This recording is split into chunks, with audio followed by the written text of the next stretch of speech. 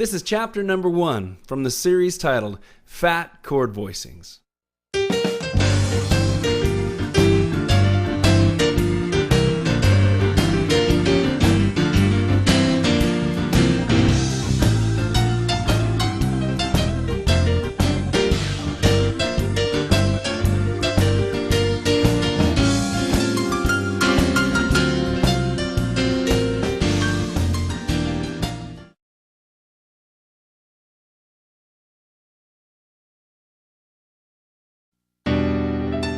Oh, I hope you're ready for this. Phat Chord Voicings, the series where we're going to take simple, ordinary chords that everybody plays and turn them into something that's rich, fat, and delicious that everybody loves to hear. Now, I know you're trying to avoid getting fat in life, but in music, it's a wonderful compliment if someone says to you, "Hey man, that was really fat." It means something that's excellent or first rate. It's the one time in life where you can actually take it as a compliment.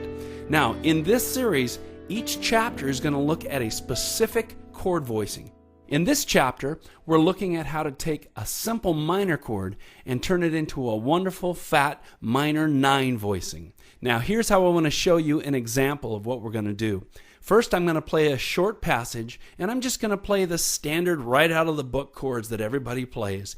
And then I'm going to play the same passage with some wonderful voicings, specifically throwing in that minor 9 voicing every time there's a minor chord. In addition, I'm going to play some runs and some fills between those chords that are made up from those chords. And I'll show you how to do that later in this chapter. Okay, first of all, here's a simple musical passage with simple standard chords.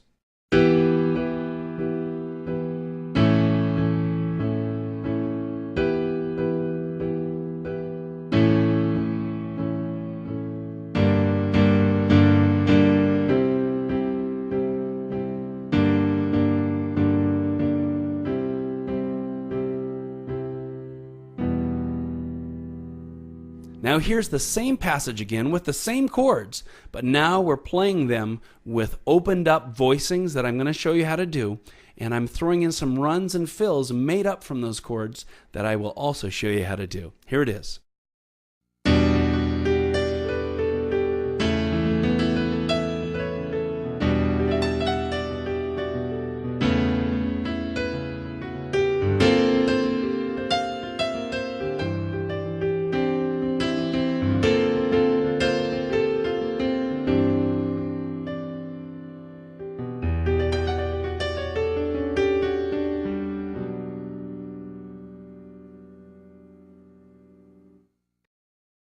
Now, one of the great things about this voicing that I'm showing you in this edition is that you can use it almost any time you see a simple minor chord, like on a lead sheet, or maybe in music that you're writing and you include a minor chord.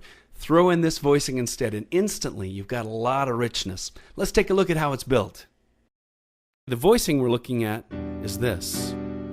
Nice and open. It's an open voicing because the notes are spread out, and it's based on an E minor triad. Now, we studied how to put all these triads together at the beginning of Pattern, Piano, and Keyboard, the original course. If you haven't had a chance to go through that course yet, make sure you take time to go through it. So here's E minor, right? This would be E major, here's E minor.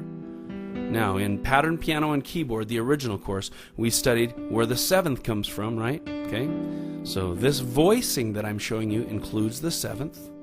It also includes that what is it note. What is that note? 1, 2, 3, 4, 5, 6, 7, 8, 9, right? Okay?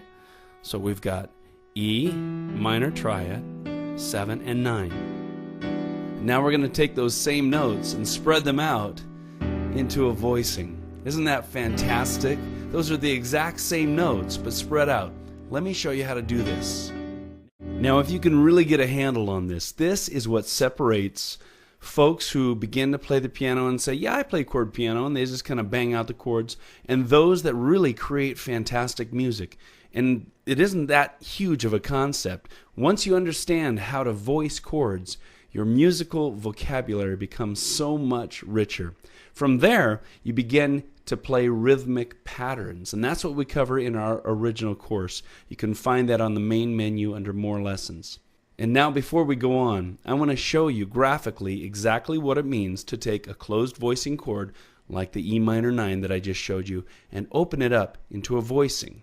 Now on the screen you can see exactly what I played just a minute ago. This is the standard closed position, non-voiced E minor 9 chord. From bottom to top, let's take a look at the notes. On the bottom you've got an E, which is the root, right, or the bottom of the chord. Then you've got the third, which is G natural. Then you have the fifth, which is B. Then you have the dominant seventh, which is D. And above that you have the F sharp, which is the ninth. Are you getting this? I hope you're getting this. If you haven't, you need to go through the original course.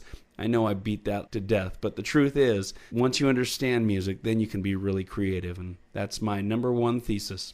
So that's the standard A number one way that 99% of the world keyboard players play an E minor 9 voicing, but not you. We're going to spread this thing out and give it some new life with a Phat chord voicing.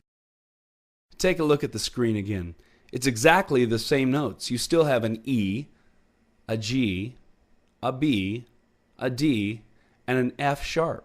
They're just in different places. And notice they're spread out. That's why the sound is so open. That's why this works so well when you have another instrument or a voice singing or playing the melody. It can just sail right through without getting all clustered and bound up. So I've got the left hand playing the green dots down there. Look at the left hand. It's playing the root way down on the bottom. It's an E. And it's playing the fifth, which is a B. Now the right hand is playing the denim colored notes. It's kind of the cool man. It's playing the third, right, a G natural. It's playing the dominant seventh, which is a D. And it's playing an F sharp up on top.